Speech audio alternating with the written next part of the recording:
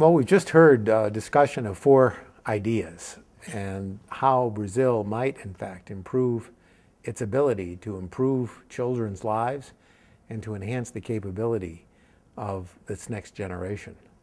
And I would argue that these 4 points are interesting and valuable guidelines. They could be qualified, maybe improved in certain ways, and I'll try to clarify that, what I mean.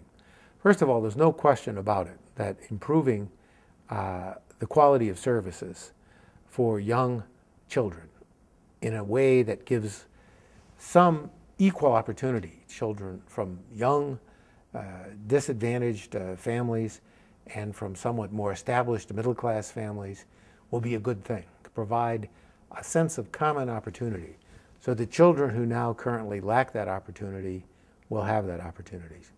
And I think the idea of creating some kind of unified system will help establish, at least I hope it will establish, a minimum standard, and maybe more than just a minimum standard of quality, that will essentially ensure that children will be able to have an environment that is stimulating, that is going to provide them with encouragement, that's going to give them the kind of skills they need in a lifetime. And I think a national program, some kind of standard, which puts together diverse programs that currently exist in Brazil, has the potential benefit of putting together a comprehensive curriculum that will recognize and make available to children of all walks of life the learning that's taken place in child development, not only in Brazil, but around the world. So I think we want to think about stimulating, and we want to think about offering the same and high level of quality to all. It's very important that the standards be high, that we keep the standards at a high level. So it's uniform, but uniform at a high level. So I would argue that's a very powerful role. And the goal of one of the 4 goals here is to basically bring in the family, to help the family plan, to help the family recognize what are the available services, how they might be used wisely. And then another goal is to integrate these services in ways to recognize, and I think this is missing in a lot of understanding of child development, that we're going to miss the links that occur between the cognitive, the social and emotional, and the health aspects of human development.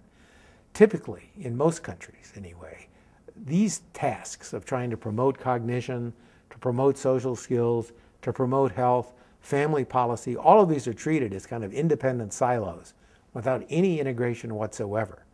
And I think the value in trying to put these together builds on the strength of the evidence, how these skills interact with each other, the symbiosis of these skills, the fact that skills beget skills, that a healthy child actually is a child that's going to learn more, that's going to be more engaged, maybe more open to experience as well, that a child who actually is also more motivated in some ways, more open to experience, more agreeable, gets along with colleagues, with peers, is actually going to be someone who's going to learn more and maybe be healthier too, because of the fact that they can reach out, learn from each other, and understand when one has a limitation and the other doesn't, and maybe self-correct or at least bring the parents with knowledge of this. And then the parents themselves, because they have advantage of all of these health and cognitive and family services, can essentially help put these tools together.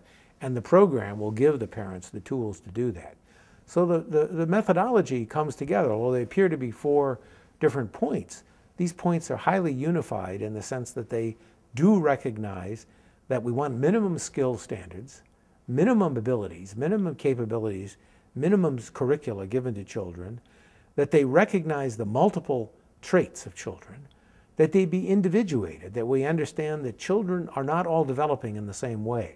So a uniform curriculum is crazy because all children don't progress at the same way. There are substantial differences even in the development of boys and girls on average about the maturity, the age at which children reach the level of violence, the level of control, self-control, differ. And age 3 and 4 and 5, there's profound differences, not just between boys and girls, but between kids of different social backgrounds, maybe children even of the same social background with possibly different parenting.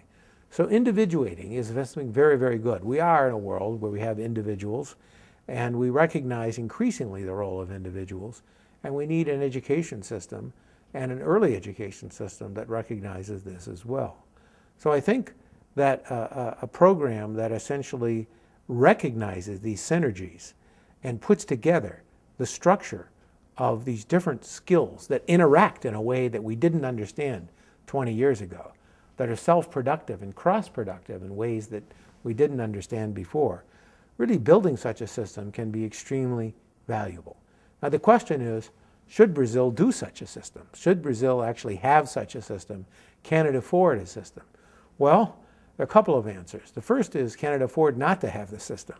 Brazil has made tremendous progress in promoting its educational levels. No question about it. When Ricardo was a graduate student at the University of Chicago, I think the average level of education of the Brazilian was close to 4 years, the whole workforce, very low. In the last decades, that has gone up. It's gone up substantially. And with the new generation, it's gone up tremendously. So not just the average, but the ones among the younger cohorts. That's created greater social inclusion. It's helped reduce inequality somewhat. It's helped Brazil's economic growth tremendously as it has a more educated workforce. But I think there's a lot more room to go, and especially as Brazil gets wealthier and wealthier, as the policies of the country expand, and as the productivity of the country expands, it really needs to continue this process of building up a good workforce and a more equal society. Brazil has made progress towards reducing inequality, but it hasn't made as much progress as it could make.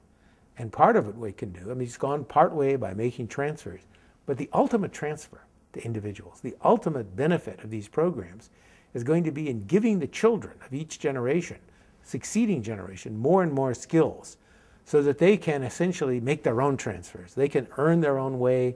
They can essentially become independent. They can essentially have the full access, the rights to develop to their full potential. And I think it's a natural progression in economic development. And Brazil is well on the way towards economic development. I think the common acronym now is BRIC, right? The BRIC countries, Brazil, Russia, India, and China. These are all countries. They shouldn't all be lumped together, but in some ways they should be. They both, all four are basically very, very strong economies, large economies, economies that actually have great influence and in the world economy and in the world more generally. But I also think that each of these economies, especially Brazil and China and India, have shown a lot of economic development, and they have a dividend now. And they can move away from a notion that was kind of more or less guided by minimal standards of saying, let's avoid the worst case conditions for our children. So Brazil is not Malawi. Brazil is not Uganda. It is not a desperately poor country in a way that Malawi and Uganda and countries in Central Africa and some countries in Asia still today are.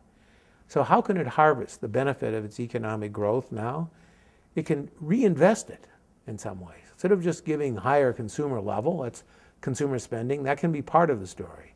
But another important part of the story will be to make sure that the next generation is even better off than this generation, to make sure the opportunity is there. And so I think Brazil is wisely moving, and this agenda that's been suggested is basically suggesting how you can move to a society that gives positive capabilities and promotes real opportunities for children.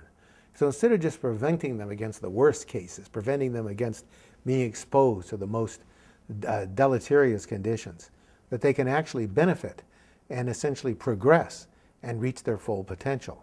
So it's a natural progression that Brazil moves up this scale, and I anticipate that this will be a very successful agenda as these 4 points are united together into a wise social policy. Thank you.